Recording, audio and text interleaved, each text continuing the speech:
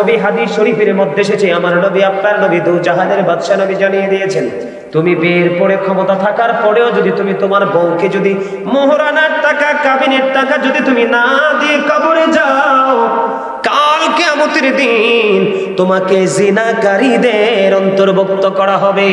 জোরে জোরে নাউজুবিল্লাহ। দিন মসজিদে থাকলে চলবে না, ইবাদত করলে চলবে না, শুধু নামাজ পড়তে পড়তে কপালের চামড়া ক্ষয় করে ফেললে চলবে না। তোমার কাছে যে তোমার বিবির হক আছে, সেই হক তোমাকে আদায় করতে হবে। আমরা তখন গায়ের জোরে চলি, ঠিক কিনা বলেন? আইন আমরা তৈরি করি, বিধান আমরা তৈরি করি, এই জন্যই গজব খুব কাছে আমাদের। গজব কি? খুবই কাছে। অপেক্ষায় থাকেন, আল্লাহর কাছে কন্টিনিউয়াসলি দোয়া করি, আল্লাহ যেন আমাদেরকে রহমত বরকত দিয়ে আবৃত করে রাখে। কিন্তু আমাদের কর্ম তো ভালো না, বেতন বাবু কিভাবে ভালো? কথা কি বুঝতে পারছেন? আহার জোরে বন্ধুরে আমার, আল্লাহর নবী এমন একজন নবী, ওনার সাথে কারো কোনো তুলনা চলে না। উনি বেনজির ও বেমিসাল। তিনজন লোক আমার নবীর আমলের দিকে তাকালেন যে ওনার আমলের তুলনায় আমাদের আমল একেবারে শূন্য, একেবারে নগণ্য। একজন চিন্তা করলেন 12 মাস আমি রোজা রাখবো, আরেকদিন চিন্তা করলেন কন্টিনিউ আমি আল্লাহর গোলামি করব, আরেকজন বললেন আমি ইবাদতে এত বেশি ব্যস্ত থাকবো, আমি আমার বিবিকেও সময় দিব না। আমার নবী শোনার পরে এবার ডাক দিয়ে বললেন, ক্বালা আইয়ুকুম মিসলি, তোমরা কে আছো আমার মতো? আমাদের দেশে অনেক মৌলবী বাড়িছে, নবীকে কয় আমরার মতো। জোরে কন্যা নাউজুবিল্লাহ, আর জোরে নাউজুবিল্লাহ। নবী কোনোদিন আমাদের মতো হতে পারে? কথা বলেন, পারে? কল্পনা করা যায়, ভাবা যায়? আমার নবী আল্লাহর আরশ পর্যন্ত গেছে। আল্লাহ রাব্বুল আলামিন আমার নবীর 2 কাঁধ মোবারকের উপরে এইভাবে আল্লাহর কুদরতি হাত রাখছে। জোরে বলেন না সুবহানাল্লাহ। এখানে মুফতি সাহেব বসে আছেন, হাত রাখলো কেন? রাখার কারণ হলো আমার নবী যখন আল্লাহর আরশে কদম দিল, আমার আল্লাহ প্রশ্ন করেছে, হাবিব আসমানের শীর্ষস্থানে ফেরেশতারা কি নিয়ে ঝগড়া করছে, তর্ক বিতর্ক করছে? তখন আমার নবী প্রশ্ন উত্তর দিল, আল্লাহ গো আপনিই তো ভালো জানেন। এই কথা বলতে দেরি আল্লাহ রাব্বুল আলামিনের কুদরতি হাত মোবারক নবীজির 2 কাঁধ মোবারকের উপর রাখলেন। আমার নবী বলতেছেন আমার বুক পর্যন্ত শীতল হয়ে গেল। তখন আমি আসমান এবং জমিনের মধ্যে যা কিছু আছে আল্লাহর আরশ থেকে সব আমি দেখে নিয়েছি। জোরে জোরে কোন সুবহানাল্লাহ। নবীর সাথে কারো তুলনা চলে না, কোনো কম্পেয়ার চলে না, কারণ নবী বেনজির ও বেমিসাল। ঠিক কিনা বলে? আপনি কন্টিনিউয়াসলি নামাজ পড়লে চলবে না, নামাজের ফাঁকে ফাঁকে আপনার পিতামাতার হক আসেনি, ভাই বোনের হক আসেনি, স্ত্রীর হক আসেনি, সন্তানের হক আসেনি। আপনি যদি একটু স্বয়ং সম্পন্ন প্রভাবশালী হন, তাহলে আপনার উপর কিন্তু আপনার পাড়া মহল্লার পাশের মানুষেরও দায়িত্ব আসবে। সব হক আদায় করতে পারেন, তার ফাঁকে ফাঁকে ইবাদত করতে পারেন, তাহলে আপনি হবেন মুমিন। আপনি কিন্তু শুধু নামাজ দিয়ে সারা মাস সারা বছর রোজা দিয়ে স্ত্রীকে ত্যাগ করে স্ত্রীর ভালোবাসা থেকে দূরে থেকে আপনার জীবন মাইনাস করলে কোনো লাভ হবে না। আমি আপনাদেরকে আজকে একটা মজার খবর দিব বন্ধু। আমাদের দেশে অনেক স্বামী আছে স্ত্রীর হক যথাযথ আদায় করে না। কি করে না? অসংখ্য মানুষ আছে। কারণ আমাদের কাছে দেশ থেকে বিদেশ থেকে কত বিচার, কত নালিশ আসে। কিছুদিন আগে ঢাকা থেকে ফোন দিছে এক লোক, ভদ্রলোক, কই হুজুর আমরা স্বামী স্ত্রীর যথেষ্ট মিল। কি? আমরা স্বামী স্ত্রীর যথেষ্ট মিল, কিন্তু মেয়ের বাবা মা, ছেলের বাবা মা, বাঘ আর মহিষের লড়াই। কয় আমার বাবা মা তার বাবা মাকে দেখতে পারে না, হুজুর কি করব? তখন আমি বললাম তুমি একটা কাজ করো, তোমার বাবা মা এবং বউর বাবা মাকে একসাথে ডাকো, যেহেতু উন্নত কোয়ালিটির খাবার আছে তাদেরকে সে খাবার খাওয়াও, খাবার খাওয়াইয়া দামি একটা গাড়ি দিয়ে খোলা কোনো মাঠ থাকলে মাঠে নিয়ে যাও, এবার তাদেরকে যুদ্ধে নামিয়ে দাও। এবার তোমরা পক্ষ বিপক্ষ যতক্ষণ মন চায় এতক্ষণ যুদ্ধ চালিয়ে যাও। ঠিক কথা কি খারাপ লাগছে? আরে ভাই, ছেলে মেয়ে যেই জায়গাতে মিল, ছেলে মেয়ে যেই জায়গাতে এত মহাব্বত স্বামী স্ত্রী, তারা আরো বেশি মিল না কথা। ঠিক কিনা বলেন? আমাদের কাছে কত রকমের নালিশ আসে, কমপ্লেন আসে। বন্ধু আমার দিকে তাকান, কোন স্বামী যদি স্ত্রীকে বিয়ে করার পরে মোহরানা না দেয়, মোহরানা বুঝেননি কন্ত কি কাবিন, ওরে বাপরে কেনারে কইছে, ওরে বাপরে বেড়া হয়েছে সুইটটা খুললে দিছে গিটটা, ঠিক কিনা কো এই পিচ্ছি বলাই কেমনে জানে কন্ত, কত অ্যাক্টিভ, কত experiences, very good person, you are great my younger brother. আলহামদুলিল্লাহ বলেন আলহামদুলিল্লাহ। মানুষ ছোট হলে কি হয়েছে, বিবেক ছোট না হইলেই চলে। মানুষের চামড়া বুড়া হইলে কি হয়, অন্তর বুড়া না হইলেই চলে, ঠিক কিনা বন্ধুরে আমার? কাবিন, আপনার এবিলিটি আছে, আপনার সক্ষমতা আছে, কিন্তু পাওয়ার দেখাইয়া বউকে আপনি কাবিন দিলেন না, মোহরানা দিলেন না। আপনি মোহরানা না দিয়ে দেখতে দেখতে এমনিতে আমাদের দেশের একটা কিন্তু রেওয়াজ আছে, মেয়ের বয়স হয় একেবারেই কম, ছেলের বয়স হয় আধা বুড়া। কথা কয় না, মিথ্যা বললাম? বলে এটা ছেলেদের দোষ না বন্ধু, ছেলেদের দোষ না, কারণ বিয়ে করার কিছু শর্ত আছে হুজুর, ঠিক না? বিয়ে করার কিছু কন্ডিশন আছে, তুমি শারীরিকভাবে সক্ষম হতে হবে, কারণ স্ত্রীর যৌবনের খিদা তোমাকে মিটাইতে হবে, তোমাকে আর্থিকভাবে সচ্ছল হতে হবে, কারণ তার আরো কিছু চাহিদা আছে বাহিরের, সেগুলো তোমাকে ফিল আপ করতে হবে, তোমাকে সক্ষমতা থাকতে হবে। বিয়ের পরে যে কাবিন হবে মোহরানার টাকা দিয়ে, তারপরে স্ত্রীকে নিয়ে ভাসর গড়ে যেতে হবে। কিন্তু এইগুলো এত কন্ডিশন মানতে গিয়ে বন্ধু, আমাদের দেশটা হলো দরিদ্র দেশ। পিতামাতা সন্তানটাকে একটু টাকাওয়ালা বানানোর জন্য বিদেশে পাঠায় দেয়, বিদেশ থেকে চাইলেও একদিন পরে আসা যায় না, এক মাস পরে আসা যায় না, যায় এই জন্য একটু বয়স বন্ধু বেশি হয়ে যায়। বাংলাদেশের অর্থনৈতিক চাকা বেশিরভাগই বন্ধু শক্ত বৈদেশিক মুদ্রার কারণে। আমাদের দেশে এমনিতেও একটা বন্ধু রেওয়াজ আছে, সেই রেওয়াজ হলো বন্ধু ছেলের বয়স একটু বেশি হয়, মেয়েদের বয়স কম হয়। বন্ধুরে আমার নবী হাদিস শরীফের মধ্যে এসেছে, আমার নবী আপনার নবী দু জাহানের বাদশা নবী জানিয়ে দিয়েছেন, তুমি বিয়ের পরে ক্ষমতা থাকার পরেও যদি তুমি তোমার বউকে যদি মোহরানার টাকা, কাবিনের টাকা যদি তুমি না দিয়ে কবরে যাও, কাল কিয়ামতের দিন তোমাকে জিনাকারীদের অন্তর্ভুক্ত করা হবে। জোরে জোরে নাউজুবিল্লাহ। কি কথা কন না কেন? বিশেষ করে বাংলাদেশের বড় লোকরা বেশি এগুলো করে। এই জন্য আমি বলি, the rich are not always happy, ধনীরা সব সময় সুখী নয়। The poor are born to suffer, গরিবরা জন্মগ্রহণ করেছে দুঃখ ভোগের জন্য, ঠিক না? এবার বন্ধু স্বামীরটা বললাম, স্ত্রীরটা বলবো কিনা? আমাদের দেশে অনেক বউ আছে, স্ত্রী আছে, স্বামীর গড়ি থেকে নজর দেয় আরেকজনের দিকে, ডাইরেক্টলি চায় না, ইনডাইরেক্টলি চায়, জানালার পর্দা দিয়ে তাকায় অথবা ফেসবুকের পর্দা দিয়ে তাকায়, কথা কন না কেন? অথবা অনলাইন হোয়াটসঅ্যাপ দিয়ে তাকায়, ঠিক কিনা? এইরকম বন্ধু স্ত্রীর ঘরে সংসার করে স্বামীর সাথে মন দিয়ে রেখেছে আরেকজনকে।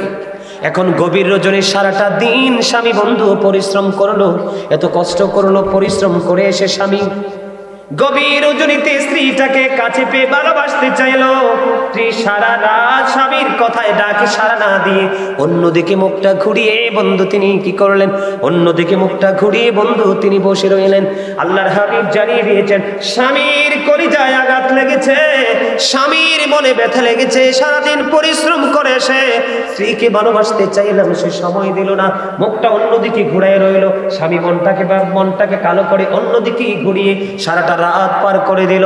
এই যে রাত্র থেকে সকাল পর্যন্ত লানতের ফেরেশতা, অভিশাপের ফেরেশতা কন্টিনিউয়াসলি তার উপর লানত দিতে থাকলো। জোরে জোরে নাউজুবিল্লাহ। বন্ধু স্ত্রী স্বামীর সাথে ভালো ব্যবহার করতে হবে। আল্লাহর হাবিব বলেছেন, স্বামী যখন ঘরে চলে আসে, তোমার চুলায় যদি দুধ রান্না করা অবস্থায় থাকো, তারপরেও দুধ রান্না ছেড়ে দিয়ে স্বামীর কাছে চলে আসো। বলে, হুজুর দুধের কথা আসলো কেন, অন্য কোনো রান্নার কথা আসলো না? তার কারণ কি? আমরা যে খাবার খাই, এই খাবারের মধ্যে সবচেয়ে রিস্ক দুধ রান্না করা।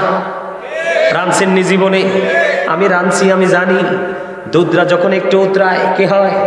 একটু উতরায় যখন চুলার আগুন যদি একটু বাড়তি থাকে, আপনি আপনি হাজার চেষ্টা করে দুধ আর পাতিলে রাখতে পারবেন না, এটা উতরাইয়া একেবারে চুলায় পড়ে যাবে। এই জন্য বন্ধু আমার নবী জানিয়ে দিয়েছেন, তোমার যদি চুলার উপর দুধ বসানো থাকে, তুমি যেই দুধ পড়ে যাবে উতরে সেই দিকে নজর দিও না। স্বামী ডাক দিলে তার চাবির কাছে চলে যাও। কারণ কোন স্বামী স্ত্রী যদি প্রেমময় মুহূর্তে 1 ঘন্টা কাটায়, কয় ঘন্টা? 1 ঘন্টা যদি কাটায়, মিষ্টি আলাপ করলো, পান খাইলো, অথবা তাদের পছন্দের খাবার খাইলো, 1 বছরের নফল ইবাদতের সওয়াব তাদের আমলনামায়। স্বামী স্ত্রীর সম্পর্ক বড় মধুর। বন্ধু বিয়ে করেছেন 2টা, এক বউকে একরকম দেখেন, আরেক বউকে আরেক রকম দেখেন। শোনো, 2 বউ, 3 বউ, 4 বউ, কারণ আমরা বাঙালি, আমরা মনে করি একটা বিয়ের কথা আগে এসেছে। রাসূল বলেছেন 4টা করো বিয়ে। কয়টা? 4টা না করলে 3টা করো। কয়টা? 3টা যদি না পারো 2টা করো। কয়টা? 2টা যদি না পারো, লাস্টে এসেছে একটার কথা, একটা বিয়ে করো। তুমি 4 4, 3 3, 2 2 করতে পারো, এটা তোমার জন্য হালাল। তবে বন্ধু তোমার চিন্তা থাকতে হবে, তাদের হক যথাযথ আদায় করব। কারণ বন্ধু 2 বউকে যদি 2 রকম, 2 স্ত্রীকে যদি 2 রকম দেখে কোনো স্বামী, কাল কিয়ামতের দিন তার অর্ধাংশ কুজু করে উঠানো হবে। জোরে জোরে বলেন না নাউজুবিল্লাহ। এই জন্য স্বামী স্ত্রী দুজনের মধ্যে বন্ধু নিবিড় এক বন্ধন আল্লাহ তৈরি করে দিয়েছে। এই বন্ধনে ফাটল ধরানো যাবে না। যদি ফাটল ধরাও তাহলে তোমার জীবন হয়ে যাবে নগণ্য।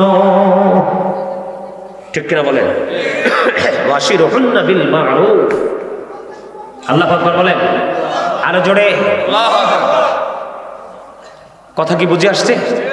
তাহলে আমার নবী কি করলেন আব্দুল্লাহকে? তুমি শুধু ইবাদত করলে চলবে না, তোমার স্ত্রীর হক আদায় করতে হবে। তুমি স্ত্রীর কাছে চলে যাও। এগুলোই তো হলো আমাদের জন্য ওয়াজ, আমাদের জন্য শিক্ষা। ঠিক কিনা বলেন?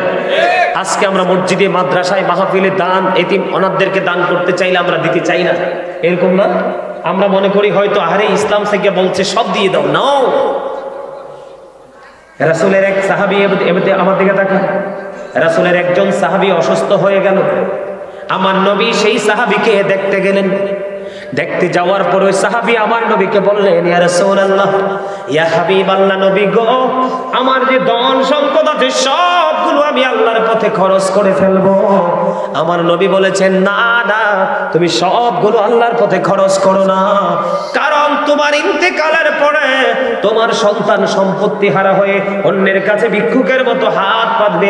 এটার চাইতে তুমি তোমার সন্তানকে স্বাবলম্বী করে দিয়ে যাওয়া তোমার জন্য উত্তম। জোরে জোরে কন্যা সুবহানাল্লাহ। দেখেন না ইসলাম কি বলে? ইসলাম কি বলে দেখেন না? ইসলাম কত সুন্দর দেখেন। তিনি কি বললেন? সব সম্পত্তি দান করার কথা বললেন, কিন্তু আমার নবী বলেছেন না, সব দান করো না। তারপরে দ্বিতীয়বার তিনি বললেন, ইয়া রাসূলুল্লাহ, আমি অর্ধেক সম্পত্তি দান করব। আমার নবী তারপরে বললেন না। তারপরে বললেন, ইয়া রাসূলুল্লাহ, আমি 3 ভাগের 1 ভাগ সম্পত্তি দান করব।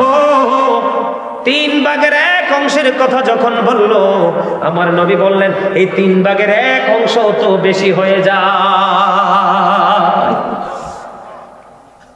আপনাকে বলে নাই এগুলো তো আমাদের জন্য শিক্ষা, এগুলোই তো আমাদের জন্য আদর্শ।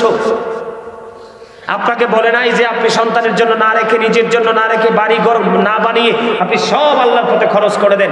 আপনি আপনার নিজের জন্য বাসস্থান করেন, সন্তানের জন্য রাখেন, ফাঁকে ফাঁকে এখান থেকে কিছু আল্লাহর পথে ব্যয় করেন। এখান থেকে নবী আমাদেরকে শিক্ষা দিয়েছেন। ঠিক কিনা বলেন? আজকে কিন্তু আমাদের মাঝে সঠিক শিক্ষা নেই। সম্মানিত উপস্থিতি, আপনাদের এলাকায় গান বাদ্যযন্ত্র হয়নি? অমর খোদা বইয়েন পিয়ন মুই কি ওয়াজ করবো না স্টেজ ছেড়ে মুই চললে যাবো? আরে ভাই, তোমরা হাসি দিতে পারো না। আমার চাচাই তো টেনশনেই পড়ে গেছে, হুজুর এটা কি কথা কইলো? চাচাইটা বরিশালের কথা। বরিশালের তারা মনু মগু বাড়ি চললেইছো। আরে মনু কই না, এক ছেলেরে মনু কই আদর করছিলাম, এত মহা খুশি। হ্যাঁ না, ডালি লবণ দেছো না দেবা? দেছো ভাই, হাসতে পারে না। আমি আমাদের এলাকার লোক বিরিয়ানি খাওয়াই তারা বেশি করে। গান বাদ্যযন্ত্র হয়নি বলেন না? বলতে হবে, জানতে হবে না আপনাদের। আপনারা কি আমাকে আনছেন কি জন্য? জানার জন্য না? তো এগুলো একটু জানতে হবে না? অনেকের কাছে একটু খারাপ লাগবে, গান বাদ্যযন্ত্র প্রেমিক যারা তাদের কাছে একটু খারাপ লাগবে। হ্যাঁ হয়? আচ্ছা যদি হয় তাহলে আমার উদ্দেশ্য, আমার টার্গেট কি, আমার মিশন কি? আমিও বাঁচবো, আপনাদেরকেও বাঁচাবো। আপনারা বাঁচবেন যদি কথা শোনার পরে মানেন, তাইলে বাঁচবেন। কথা শুনছেন কিন্তু মানছেন না, বাঁচার কোনো সম্ভাবনা নাই। আমার দিকে তাকান। আল্লাহর হাবিব বলেছেন, হাদিস শরীফের মধ্যে এসেছে, মাঠে পানি দিলে যেমনি ফসল তৈরি হয়, জমিনে দেখবেন যত কীটনাশক প্রয়োগ করেন পানি না দিলে ফসল হবে না। মাঠে পানি দিলে যেমনি ফসল তৈরি হয়, গান থেকে তেমনি ভাবে মানুষের কলবে নোংরামি তৈরি হয়। জোরে বলেন না নাউজুবিল্লাহ। আল্লাহর হাবিব বলেছেন, গানের আসরে যায় পাপী লোকেরা। কারা? গানের আসরে যাওয়া পাপী লোকেদের কাজ, কান লাগাইয়া মুনাফিকদের কাজ। গান থেকে মজা নেয় অনেকে, গান শুনে বলে কয় ইস ভেরি ফ্যান্টাস্টিক, কয় না? কয় কি কয় না? কথা বল না কেন? Very fantastic. গান শোনার পরে তার মানে মজা নিছে। কি নিছে? মজা নিছে। আমার নবী বলেছেন, গান শোনার পরে যেই ব্যক্তি বলে যে গানটা অনেক মজা, মানে গান থেকে স্বাদ পেয়েছে, গানের সাথে ঢোল আছে, তবলা আছে, বেহেলা আছে, তানপুর আছে, রোডিন আছে, একতার আছে, কত ধরনের মিউজিক মিলাইয়া গান গায়। গায় কি গায় না? বন্ধু, হাদিস শরীফের মধ্যে এসেছে এগুলো টোটালি হারাম। আমার নবী, আপনার নবী, দু জাহানের বাদশা নবী বলে দিয়েছেন, গানের আসরে যাওয়া পাপী লোকের কাজ, কান দিয়ে গান শোনা ফাসিকদের কাজ, গান থেকে মজা নেওয়া কুফরির অন্তর্ভুক্ত। জোরে জোরে কন্যা নাউজুবিল্লাহ। যিনি গান শুনে মজা নিলেন তিনি যেন কুফরি করে ফেললেন। আমার দিকে তাকান, সবচেয়ে বড় ভয়ঙ্কর একটা হাদিস শরীফ। আমার রাসূল বলেছেন, কিয়ামতের পূর্বক্ষণে পৃথিবীতে গান বাদ্যযন্ত্র বেড়ে যাবে। The music and musical instrument will be increased. কিয়ামতের পূর্বক্ষণে গান বাদ্যযন্ত্র বেড়ে যাবে। আল্লাহর হাবিব বলেছেন, বন্ধু, পৃথিবীতে এক শ্রেণীর মানুষের চেহারা বিকৃত হয়ে যাবে, তাদেরকে মাটির মধ্যে গ্রথিতকরণ করা হবে। ইয়া রাসূলুল্লাহ, ইয়া হাবিবাল্লাহ, তারা কি তাওহীদ মানবে না? নবী বলেছেন তারা তাওহীদ মানবে। তারা কি রিসালাত মানবে না? নবী বলেছেন তারা রিসালাত মানবে। আমার নবী বলেছেন, ওয়া ইয়াসুমুন, তারা হজ করবে, ওয়া ইউসাল্লুন, তারা নামাজ পড়বে, ওয়া ইয়াহুজ্জুন, তারা হজ করবে। খেয়াল করেন, তারা আল্লাহ মানবে। কি করবে? আল্লাহ মানবে, রাসূলও মানবে, তারা হজ করবে, নামাজ পড়বে, রোজাও রাখবে। ইয়া রাসূলুল্লাহ, ইয়া হাবিবাল্লাহ, নবী গো, তারপরেও কি তাদের এই সাজাটা বহাল থাকবে? আমার নবী বলেছেন তারপরেও তাদের এই সাজাটা বহাল থাকবে। তার কারণ হলো তারা গানের আসর বসাবে। জোরে জোরে নাউজুবিল্লাহ। আমাদের দেশে এখন মেয়েদেরকে দিয়ে গান বাজায় মিয়া। কারে দিয়া? আরে ভাই, ওয়াজ কোন দিকে করবো? হযরতে আবু সাঈদ খুদরি রাদিয়াল্লাহু তাআলা আনহু থেকে হাদিস বর্ণিত। আমার নবী বলেছেন, একটা পুরুষ আর একটা পুরুষের লজ্জাস্থানের দিকে তাকাইও না। একটা নারী আর একটা নারীর লজ্জাস্থানের দিকে তাকাইও না। একটা পুরুষ আর একটা পুরুষের সাথে একই কাঁথার নিচে ঘুমাইও না। একটা নারী আর একটা নারীর সাথে কাঁথার নিচে ঘুমাইও না। তাহলে বাংলাদেশ থেকে ব্যভিচার নামক, জিনা নামক, সমকামিতা নামক নোংরামি উঠে যাবে। ঠিক? আমার ওয়াজ বুঝেন না? ঠিকও বলতে পারেন না। কথা বোঝেন নাই আমার? এখন এই যে মহিলা যে কোমর ঢুলাইয়া গান গায়, মাইক্রোফোন হাতে নিয়ে গান গায়, মেম্বার থাকলে চেয়ারম্যান ডাকলে মেম্বার চেয়ারম্যান নিয়ে গান কইলায়, কথা কন না কেন? এই যে নষ্টামি, এই যে দুষ্টামি, এই পথভ্রষ্ট হওয়ার যে এক সম্ভাবনাময় নিদর্শন, এটা হলো কিয়ামতের আলামত। এটা হলো নোংরা একটা জায়গা। এই জায়গা থেকে আমাদেরকে বের হয়ে আসতে হবে। আমার দিকে তাকান, আল্লাহ রাসূল বলেছেন আল্লাহও মানবে, রাসূলও মানবে, রোজাও রাখবে। ওয়া ইয়াসুমুন, তারা রোজা রাখবে, ওয়া ইয়াহুজ্জুন, তারা হজ করবে, ওয়া ইউসাল্লুন, তারা নামাজ পড়বে। ইয়া রাসূলুল্লাহ, তারপরেও কি সাজাটা বহাল থাকবে? নবী গো, তারপরেও সাজা বহাল থাকবে। কেননা তারা পৃথিবীর বুকে অসৎ শব্দ দ্বারা গান রচনা করেছে, সেটার সাথে মিউজিক করে তাল মজ রস টস লাগিয়ে তারা গানের ভাইয়েরা সর বসাবে। অথচ আমার নবী হাদিস শরীফ বলেছেন নামাজ সম্পর্কে, আমার নবী বলেছেন, হযরত আবু যর রাদিয়াল্লাহু তাআলা আনহু থেকে হাদিস কানা বর্ণিত, আমার নবী আপনার নবী সরকারে মদিনা তিনি শীতের দিনে যখন বের হলো, আজকে আমি আমার বাসার বারান্দা দিয়ে আমি যখন বাসার উত্তর দিকে নজর দিলাম, দেখলাম মেহগুনি গাছ আছে আমাদের দেশে, গোটাগুলো ফুটে ফুটে পড়বে। এই মেহগুনি গাছের সবগুলো পাতা বন্ধ হলুদ হয়ে গেছে, দেখ 2 দিনের মধ্যে সবগুলো ঝরে ফিনিশ হয়ে যাবে। আপনাদের এলাকায় শীতের দিনে গাছের পাতা ঝরেনি? আমার নবী আবু যর রাদিয়াল্লাহু তাআলা আনহু থেকে হাদিস কানা বর্ণিত, আমার নবী শীতের দিনে ঘর থেকে বের হলেন, বের হওয়ার পরে দেখলেন গাছের পাতা ঝরে ঝরে পড়ছে। এবার আমার নবী গাছের ডালা ধরলেন, কি করলেন? গাছের ডালা ধরলেন। দেখবেন বরুই পাকলে লাড়া দিলে বেশি পড়ে না কম পড়ে? আম পাকলে লাড়া দিলে কম পড়ে না বেশি পড়ে? আমার নবী গাছের ডালাটা স্পর্শ করে আবু যরকে ডাক দিলেন। আবু যর উত্তর দিল, লাব্বাইকা ইয়া রাসূলুল্লাহ, আমি হাজির গো নবী, আমি হাজির। এবার আমার নবী আবু যরকে ডাক দিয়ে বলল, আবু যর চাইয়া দেখো, শীতের দিনের কারণে গাছের পাতাগুলো শুষ্ক হয়ে জোরে জোরে পড়ছে। আল্লাহর প্রিয় বান্দা, আল্লাহর প্রিয় বান্দা, আমার উম্মত গুলো যদি নামাজের মাধ্যমে আল্লাহর কুদরতি কদমে সেজদা দেয়, আল্লাহকে পাওয়ার জন্য, আল্লাহকে রাজি করার জন্য, শীতের দিনের গাছের পাতার মতো তার আমলনামা থেকে জীবনের সবগুলো গুনাহ ঝরে যাবে। আওয়াজ তুলে বলেন না সুবহানাল্লাহ, আরো জোরে। এখান থেকে কি বোঝা যায় নবী কেমন ভাবে এক্সাম্পল দিয়েছেন? গাছের পাতা যেমনি বিরামহীন ভাবে ঝরে যায়, শীতের দিনে শুষ্ক হয়ে, আল্লাহর বান্দা যখন আল্লাহর কদমে নামাজের মাধ্যমে সেজদা দেবে, ওই গাছের পাতার মতো তার 2 জীবনের গোনাহ গলিবন্ধ ঝরে পরিষ্কার হয়ে যাবে।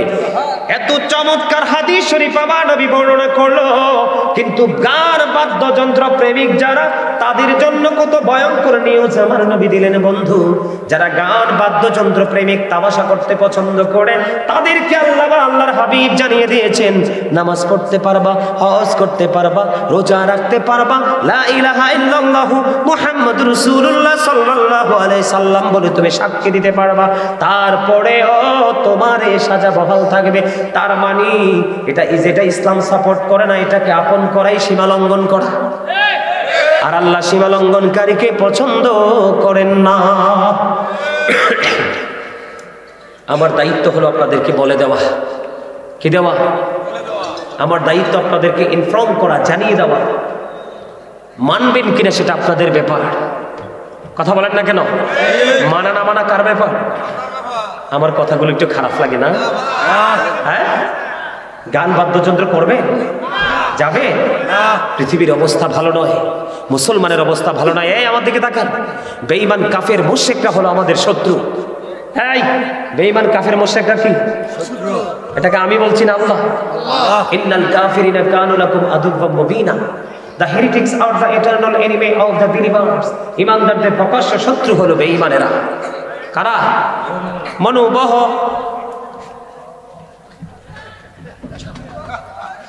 এই বহ বহ,